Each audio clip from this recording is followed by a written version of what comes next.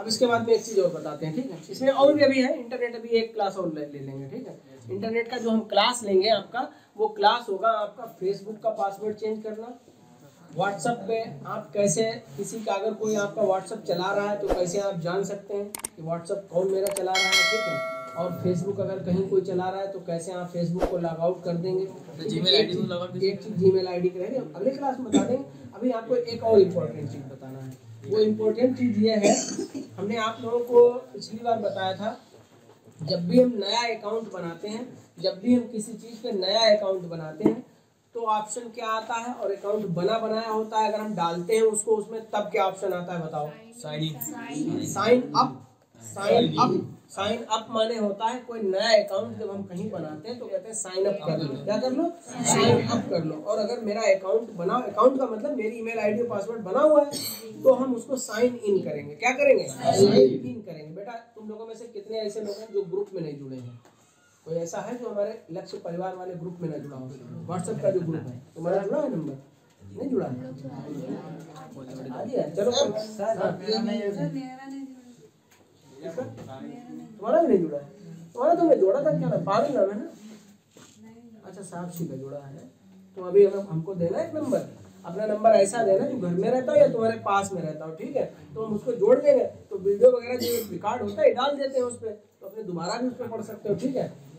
अच्छा email ID के बारे में आपको लगभग सारी बातें मैं बता दी। अब एक चीज़ रह गई है, कोई ईमेल आईडी कहीं पर खुली उसको लॉग आउट कैसे करना है, ठीक। अपने मोबाइल से कैसे लॉग आउट कर दोगे। और दूसरी चीज़, किसी ईमेल आईडी पर किसी ईमेल को आपने भेजा है तो आप उसको 4-5 दिनों के बाद भी डिलीट कर सकते हो। आपने भेजा है कि 5 दिनों तक ये तुम्हारे पास रहेगी, उसके बाद डिलीट कर सकते हो। ये भी बताएंगे आपको, ठीक, अगले क्लास में बताएंगे। उससे पहले थोड़ा सा हम ये पूछना चाहते हैं, कितने बच्चे ऐसे हैं जिन्होंने वो काम किया है जो हमने बताया था? 5-5 ईमेल आईडी कितने बच्चों ने बना ली? 3 तो पहले से बनी होंगी, तो हमें बना रहे हो। 5 नई ईमेल आईडी, 5 नई ईमेल आईडी जरूर बना लो, एक कागज पे लिख लेना, ठीक। और हमको वो पन्ना ही उपलब्ध करवा देना, पन्ना और पासवर्ड, तो उनको चेक भी कर लेंगे तुम लोग सही बनाए कि नहीं बनाए, ठीक है। हम सब डाल के अपने आप चेक कर लेंगे, ठीक। तो आप लोग ये 5-5 ईमेल आईडी एक पन्ने पे बना लेना, पन्ना हमको फाड़ के जमा कर देना है, होमवर्क है, चेक करेंगे सबका, ठीक है। अच्छा उसके बाद में है 15 आईडी बनाई थी, नंबर सही नहीं कर रहा। पहले बना चुके होंगे ना तुम। घर में किसी का नंबर डाल लेंगे, घर में किसी का नंबर होगा ना, घर में किसी का नंबर हो नहीं, आपके नंबर से अगर बन चुकी हो तो घर में किसी का नंबर ले लेना, उससे बना लेना ईमेल आईडी बनाते समय घर में। और कोशिश करना कि yahoo.com पे बनाओ, याहू मेल डाल देना, गूगल में जाना, गूगल में जाकर के डाल देना yahoomail.com, तो उसमें लिख के आएगा साइन अप या क्रिएट ईमेल, क्रिएट पे जाना। तो जब आप ईमेल आईडी बनाओगे अपनी है, ये तो जीमेल ही है।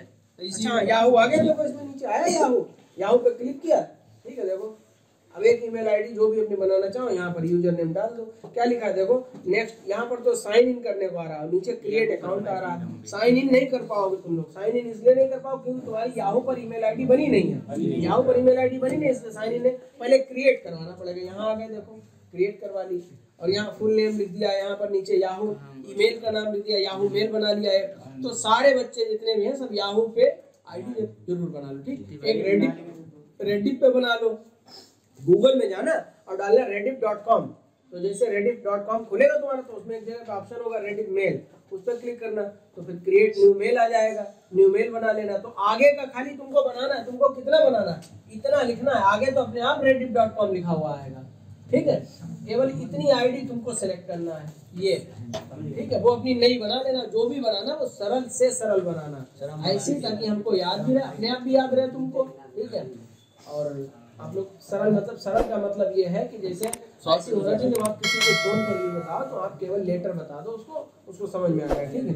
और देखो 1-2 सेटिंग और देख लेते हैं, वो भी बता देते हैं, और बाकी जो मेन 2 सेटिंग रह गई वो अगले क्लास में बता देंगे। सेटिंग में तो ये हो गया नहीं है, ये ड्राफ्ट होते हैं। ड्राफ्ट का मतलब वो होता है, ये भी समझ लो, ठीक है।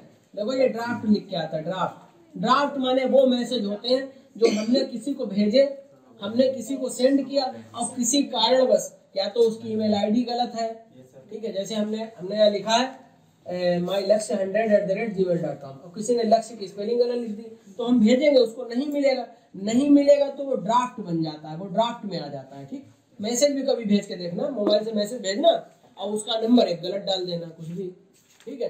तो नंबर जब आप गलत डाल दोगे तो वो उनके पास जाएगा नहीं, हमने भेज दिया इधर से, तो वो ड्राफ्ट में दिखाने लगता है। कहाँ दिखाता है?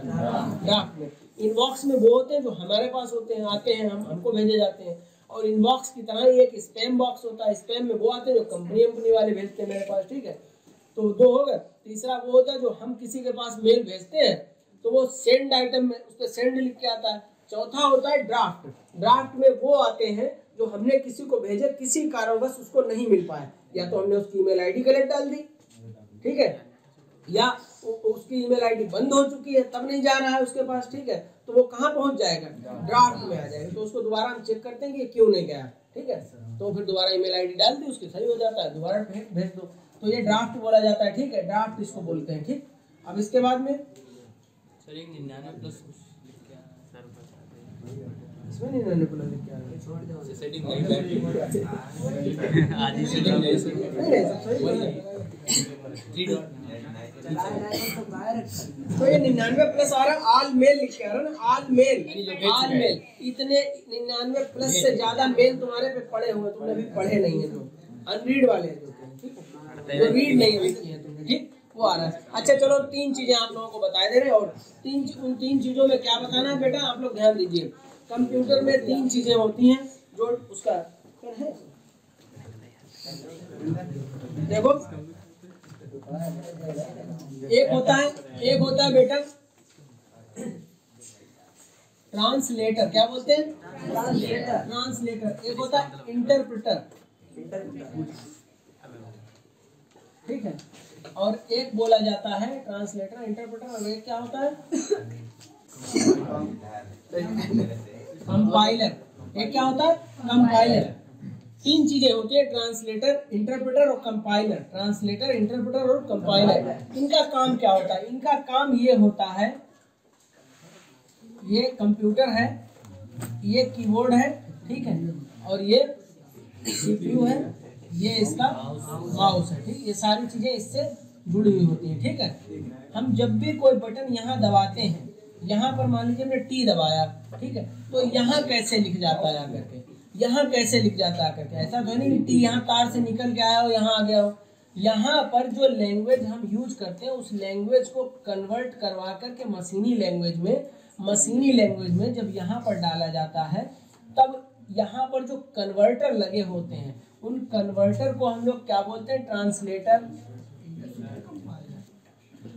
इंटरप्रेटर और कंपाइलर। ये 3 ही चीजें वो वर्क करती हैं, जो यहाँ पर लिखी हुई चीज हमको यहाँ पर मिल जाती है। यहाँ पर लिखी हुई चीज हमको एज इट इज, जैसा हम यहाँ बटन दबाते हैं वैसा ही हमको यहाँ पर लिखा मिलता है। तो उसमें किसका वर्क होता है? कौन काम कर रहा होता है? ये 3 चीजें काम कर रही होती है, ठीक है। और इसको थोड़ा सा और इलॉबरेट कर देंगे अगली वाली क्लास में। लेकिन ये ट्रिपल-सी का क्वेश्चन है, बहुत बार आता है। इस बार पिछली बार जितने बच्चों ने भी ट्रिपल-सी का पेपर दिया, उनको सबको ये क्वेश्चन मिला था, इसे समझ लो। सब बच्चों से पूछा हमने, तो सबने बताया कि हाँ ये सर आया था, ठीक है। तो इसलिए आप लोगों को इस क्लास में हमने बता दिया, समझ में आया? बस इतना आपको, इसका बंद करते हैं, और बाकी जो है मैम अभी आपको कुछ बताएंगी, आप लोग देख लेना, सुन लेना, ठीक है। बंद कर दो।